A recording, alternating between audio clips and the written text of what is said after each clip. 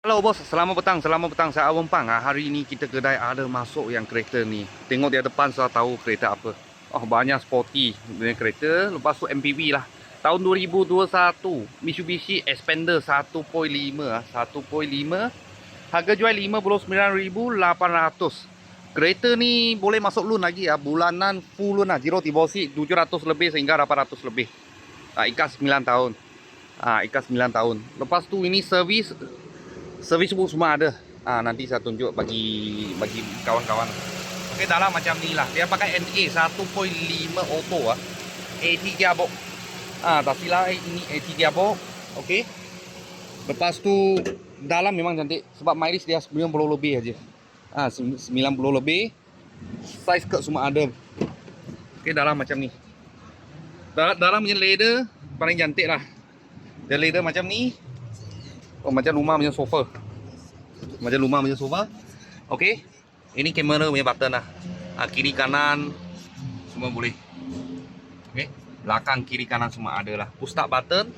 Lepas tu duduk ke kereta dalam serupa macam SUV dia banyak tinggi. Tapi dia MPV MPV dia boleh duduk 7 orang. Mileage kat sini 97. Okey, service book memang ada. Okey, tadi saya sudah dapat cari lah. Tapi tahun 2023 bulan 4 39,000. 39,000 lagi tambah 2 tahun agak-agak 4 kali 2 lah. Kali 2 90 lebih ngam lah. Ngam. Okey, belakang macam ni. Okey. Ini belakang ada satu seat punya, sebaris seat semuanya. Kita kasih letak, boleh letak barang lah. Belakang banyak luas. Kalau duduk 4 orang, 5 orang, belakang punya tempat memang besar. Tahun 2021